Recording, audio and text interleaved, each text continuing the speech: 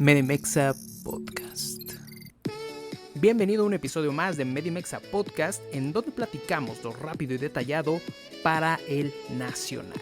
Mi nombre es Oscar Cervantes, soy médico y te ayudo a que tu aprendizaje sea constante para el ENAR. Esto es un podcast médico enfocado específicamente en este episodio en temas para el nacional. Recuerda que nos puedes seguir en nuestras redes sociales como @Medimexa y también en nuestro canal de YouTube como Medimexa Academy. Si te parece bien, comencemos el conocimiento. La fibrilación auricular es una de las taquiarritmias más comunes hoy en día. Realmente yo cuando empecé a estudiar pues medicina general o cuando hice el ENAR, no creo que recuerde haber visto tanto este tema. Sin embargo, su incidencia y su prevalencia ha aumentado mucho y como internistas es algo que vemos muy constantemente. Igual y no llegan los pacientes por fibrilación auricular, o sea, ese no es el motivo de ingreso, pero ya que se ingresan o les diagnosticamos la FA o ya traen un diagnóstico de FA previo. Entonces, como bien lo mencionas, pues es una arritmia que habitualmente se caracteriza por la ausencia de la onda P. Esto es porque hay una alteración en la repolarización de las células miocárdicas, y la otra parte es que es un ritmo que habitualmente se le conoce como que es irregularmente irregular. Esto quiere decir que los complejos RR no son regulares, pero aparte de eso no siguen como algún patrón. O sea, no es como hay en muchas arritmias que podemos ver un RR irregular, pero en ciertos puntos coincide con otro RR. Y en este punto realmente no sucede esto. Entonces, esas son como las dos características clínicas de más importancia de un electrodefibrilación auricular. Doctora, aquí se presentan los dientes de sierra, por así decirlo, o cómo se presenta esa morfología a nivel del electrocardiograma. No, en realidad los niveles de sierra habitualmente se presentan en el flóter auricular, que es un ritmo mucho más rápido y mucho más ordenado en realidad, porque los dientes de sierra habitualmente son ritmos regulares. Aquí estamos hablando de un ritmo que es irregular. Lo más sencillo que yo les podría recomendar sería, lo primero que hacemos al ver un electro es el ritmo, y cuando nosotros no vemos una P, ese es el primer dato de sospecha. Y la otra cosa que podríamos buscar serían los complejos. Esas serían las maneras más fáciles de reconocerlo. Y sí, habitualmente no vemos en esta enfermedad las sierras. Ok, perfecto. Gracias por la aclaración. Dentro de los factores de riesgo, doctora, ¿cuáles considera que son los más importantes para poder generar fibrilación? Ok, el primer factor de riesgo y el más importante que se ha visto hasta hoy en día es la edad. Es por eso que la prevalencia ha aumentado. Se cree que la prevalencia ha aumentado por dos razones. Una, sospechamos más de la enfermedad y entonces la buscamos más, ¿no? Eso es algo muy importante. Si no ves, pues no vas a buscar, ¿no? Si no conoces la enfermedad, no vas a buscarla. Y la otra parte es que la incidencia o la esperanza de vida en el mundo y a nivel de México también ha aumentado. Y entonces a más edad, mucho más riesgo de tener fibrilación auricular. Más o menos estimamos que el 1 al 2% de la población en general tiene fibrilación auricular, pero si hablamos de pacientes de más de 80 años, aproximadamente el 10% de estos pacientes van a tener fibrilación auricular. Entonces, ese es el primer dato. Y luego, de los siguientes datos, que son factores de riesgo, hay ciertos factores que son desencadenantes. Eso quiere decir que en ese momento van a desencadenar una fibrilación auricular. Y hay otros factores de riesgo que a nivel o de manera crónica van a ir haciendo algunos cambios estructurales en el corazón, y eso va a favorecer la presentación de fibrilación auricular. Entonces, como factores de riesgo yo los dividí, o así me gusta como dividirlos, pulmonares y metabólicos, ¿no? Entonces, dentro de los cardíacos, que pueden ser de manera crónica, se encuentra la hipertensión arterial, que también es una enfermedad muy prevalente, enfermedades valvulares, sobre todo enfermedades valvulares reumáticas, que son los adultos mayores que estamos viendo nosotros ahorita, ¿no? Gente que sí tuvo fiebre reumática, que hoy en día es una enfermedad prácticamente inexistente, y que ahorita tienen estenosis mitral o tienen algún daño en las válvulas, ¿no? Y como factores desencadenantes, podría ser un infarto agudo del miocardio, falla cardíaca o una crisis hipertensiva. Hay que recordar que estos tres nos pueden provocar una fibrilación auricular, y una fibrilación auricular nos puede provocar un infarto, una falla cardíaca o una crisis de hipertensión. Entonces siempre hay que pensarlos o relacionarnos, ¿no? En cuanto a lo pulmonar, lo más frecuente sería una tromboembolia pulmonar de manera desencadenante, ¿no? tienes una tromboembolia pulmonar y eso te desencadena una fibrilación auricular. Y en cuanto a manera crónica, puede haber SAUS, que ahorita también es una patología muy frecuente, junto con el SAUS, el EPOC, y junto con ellos también la hipertensión pulmonar. En cuanto al aumento metabólico, en cuanto a desencadenantes, habitualmente aumento de catecolaminas, esto quiere decir cosas que te estresan a tu cuerpo, ¿no? Infecciones muy importantes, cirugías muy grandes, estrés posquirúrgico, hipertiroidismo, esa puede ser un desencadenante tanto de manera aguda como de manera crónica. La hipercalemia puede ser algo que te pueda desencadenar en agudo, y como crónicos, obesidad y diabetes, eso también tenemos mucha prevalencia, ¿no? Entonces realmente creo que eso también nos orientaría un poco a que pacientes que tienen diabetes, que tienen obesidad, que tienen algún problema pulmonar, siempre sospecharlo, ¿no? Hipertensión también. Doctora, le quiero preguntar, hay muchas clasificaciones de taquiarritmias, ¿no? ¿Cómo se clasifica específicamente la fibrilación auricular? Ok, ahí también me gustaría como dividirlo en apartados porque se me hace un poco más fácil de comprender, pero la fibrilación auricular, yo les digo que tiene como muchos nombres y apellidos, por decirlo así. Entonces, siempre que damos una fibrilación auricular, hay que ponerles las clasificaciones. Eso nos va a ayudar a dar un tratamiento adecuado. Entonces, por eso es de gran importancia, ¿ok? Entonces, la primera clasificación es a raíz del tiempo o a partir del tiempo, ¿no? En las guías europeas o en las guías españolas del 2017 nos dicen que la primera detección sería, bueno, el primer nivel sería detección. En ese momento es una fibrilación auricular de reciente diagnóstico, que no sabíamos que el paciente la tenía, nunca la habían dicho y se la detectamos en ese momento. La siguiente sería una fibrilación auricular paroxística. Estos son las más comunes. Quiere decir que el paciente tiene paroxismos o momentos donde su fibrilación auricular se arranca, por decirlo así, o presenta momentos de fibrilación auricular y solitos regresan o revierten a un ritmo sinusal. La característica de esto es que la fibrilación auricular dura menos de 7 días. Esa es la característica más particular. Luego tenemos una fibrilación auricular persistente.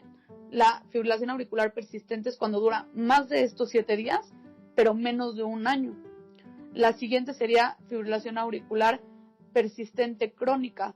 Aquí hablamos de que ya tiene más de un año el paciente con fibrilación auricular. Y la siguiente es permanente. Y esto quiere decir que el paciente y el médico decidieron que nunca van a regresar a un ritmo sinusal.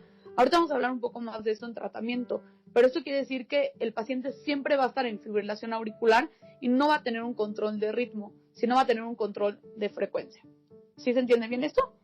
Claro, sí, Okay. Bastante claro.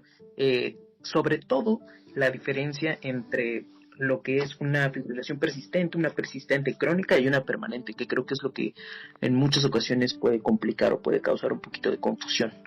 Claro.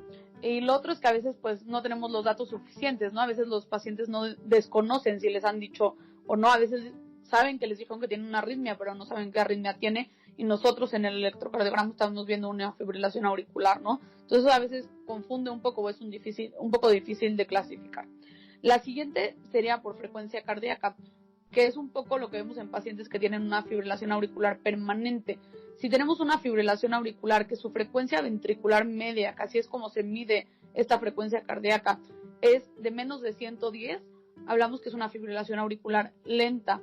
Y si es de más de 110, es una fibrilación auricular rápida. Y eso nos va a hablar de un peor pronóstico, un mayor riesgo de infarto agudo, de infarto cerebral, que en realidad, o sea, justo una de las cosas más importantes o realmente el impacto o la preocupación por esta enfermedad es que aumenta el riesgo de un infarto cerebral, isquémico, tromboembólico. Eso es lo que nos preocupa a los internistas, ¿no? Entonces, más o menos se ha visto que el 20 a 30% de los pacientes con fibrilación auricular tienen un infarto cerebral y más o menos de los pacientes que tienen EBC, del 6 al 16% se detecta una FA. Entonces, esa es la gran importancia de la fibrilación auricular. Y entre más rápido sea tu ritmo, más riesgo tienes de formar un coágulo o un trombo y que ese trombo viaje por la circulación periférica y pues nos cause un evento cerebral vascular. Claro. Entonces, esas serían las primeras dos clasificaciones. Son muchas. La siguiente clasificación, que es una de las más importantes, es si es una fibrilación auricular valvular o no valvular. ¿A qué nos referimos con esto? Si el paciente tiene una cardiopatía estructural, en específico una enfermedad reumática valvular, una estenosis mitral o ya tiene una válvula protésica, ese paciente tiene una fibrilación auricular valvular. Si no tiene estos 3 criterios, es una fibrilación auricular no valvular. Y esto nos va a ayudar para decidir el tratamiento. Esa es la importancia que ahorita en los siguientes puntos vamos a hablar, de la importancia de si es valvular o no, es el tratamiento que nosotros vamos a seleccionar. ¿Okay? Vienen otras clasificaciones que realmente lo que nos ayudan es saber si el paciente requiere anticoagulación o no requiere anticoagulación, que igual y lo abordamos un poquito más adelante, pero que las tengan presentes, que es el CHAS-2-VASc, que es una escala que nos ayuda a ver el riesgo de trombosis, y la escala Hasbled, que nos ayuda a ver el riesgo de sangrado. ¿Ok? Entonces vamos a hablar un poquito adelante de ellas, me gustaría hablarlas cuando estemos en tratamiento, pero que sepamos que existen y que van a estar ahí, que también es otra clasificación. ¿Ok? Y la siguiente, claro, que también es de mucha importancia, es si nuestra fibrilación auricular es estable o inestable. Y ese yo creo que es el primer punto que deberíamos de valorar, si nuestro paciente está inestable o está estable, porque si está inestable va a requerir una cardioversión, sin más allá. ¿Ok? Y si está estable, pues vamos a poder hacer otras cosas mucho antes de cardiovertir a un paciente. Ok, muy bien, súper claro, doctora. Muchísimas gracias por eso. Hablando un poquito más del aspecto clínico, ¿cómo se puede presentar un paciente con FA a la consulta o cómo se puede encontrar ingresado en un piso de medicina interna? ¿Cómo identificarlo clínicamente? Ok. Uno de los problemas más grandes es que a veces los pacientes, sobre todo cuando no tienen una frecuencia cardíaca rápida, o sea, cuando no están en una fibrilación auricular rápida, pueden ser asintomáticos y no tener ningún síntoma. Entonces, a veces los descubrimos simplemente porque les hicimos un electro de ingreso, porque tienen edad o factores de riesgo de algún otro tipo. Entonces, les hacemos un electrocardiograma y les detectamos la fibrilación auricular. Pasa un poco como con los pacientes que tienen diabetes, como que no nos creen que tienen una arritmia porque ellos se sienten bien, pero pues sí la tienen, ¿no? Los que sí llegan a presentar síntomas, el síntoma más común son palpitaciones. Ellos sienten como que les late muy rápido el corazón. A veces nos dicen que tienen taquicardia porque se han dado cuenta con sus relojes o con sus celulares o de alguna manera se midieron la frecuencia cardíaca y detectan que tienen una frecuencia cardíaca elevada. Otros síntomas que son pues muy inespecíficos podría ser fatiga, debilidad, mareo, disnea también es una causa de disnea, angina, síncope o presíncope o síncope, que en realidad si ya estamos viendo un síncope estaríamos hablando de un paciente que está inestable, ¿no? Pero esas son como la sintomatología o las presentaciones menos comunes. Y otra cosa que pueden tener y que muchos pacientes se presentan así es un infarto cerebral vascular. Nosotros tenemos muchos pacientes que llegan con EBC, les hacemos un electrocardiograma y ahí mismo detectamos la fibrilación auricular, o muchas veces no se detecta en el electrocardiograma inicial, pero se detecta en un Holter, ¿no? Y esa es una de las razones por las cuales los Holters en pacientes con EBC se están recomendando hacerlos durante más tiempo, ¿no? Inicialmente la recomendación era 48 horas, luego subió a 72, y hoy hay algunos artículos que nos recomiendan hasta hacer Holter por una semana, y si no encontramos nada, hasta un mes. ¿Por qué? Porque estos paroxismos de fibrilación auricular pueden hacer difícil que encontremos nosotros esta arritmia, pero que sí esté presente en el paciente. Claro, y como tal, ¿cómo sería específicamente el diagnóstico de una fibrilación? Obviamente tenemos que basarnos en un electrocardiograma de inicio, pero no es la única manera, o más bien para darle seguimiento a esta patología. ¿Cómo lo podemos organizar un poquito ahí en el diagnóstico? ¿Con qué? Bueno, creo que valdría la pena, comentar que depende un poco de si un paciente es algo crónico y entonces necesitamos hacerle electrocardiogramas habitualmente seriados de manera pues extrahospitalaria, ¿no? Podemos hacerlo en la consulta y pues lo más frecuente es que estén hospitalizados, ¿no? Entonces lo primero que yo me gustaría que ustedes supieran no es tanto como un paciente crónico, pero un paciente en agudo, ¿no? Un paciente que llega a urgencias y que llega con fibrilación auricular, él no se conocía con fibrilación auricular y pues están ustedes, ¿no? ¿Qué es lo que tienen ustedes que pensar? Y me gusta relacionarlo un poco con los factores de riesgo porque eso nos va a ir dando un poquito la pauta, ¿no? Entonces, lo primero que tenemos que hacer es tomarle el electrocardiograma y ya dijimos lo que vamos a encontrar. Pero en el electrocardiograma también tenemos que buscar si hay algún dato de infarto, ¿no? Tenemos que buscar si hay elevación del ST o algún dato que nos oriente a que el corazón está sufriendo una isquemia. ¿Por qué? Porque ya dijimos que la isquemia puede desencadenar la fibrilación auricular y la fibrilación auricular puede desencadenar una isquemia. Entonces, ese sería, yo creo, que el primer paso.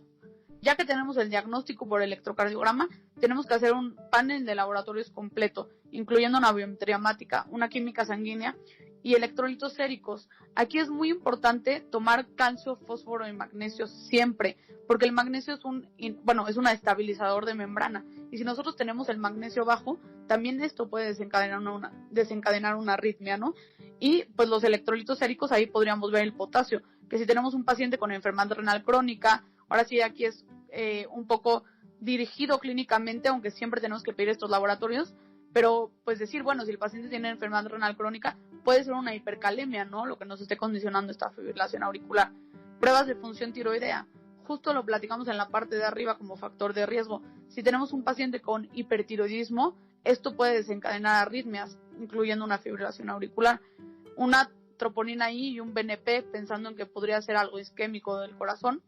Y siempre hay que hacer un ecocardiograma, sobre todo cuando es de inicio. ¿Por qué? Porque esto nos va a dar la pauta si es una fibrilación una fibrilación valvular o no. Y de ahí va a partir nuestro tratamiento. Entonces, tenemos que ver un ecocardiograma transtorácico, solo si queremos ver la estructura del corazón. Y ahí podemos buscar tamaño, enfermedad, ver si tiene alguna enfermedad valvular y podríamos llegar a buscar trombos. Pero si estamos buscando trombos en la orejuela izquierda, tendríamos que hacer un ecocardiograma transesofágico.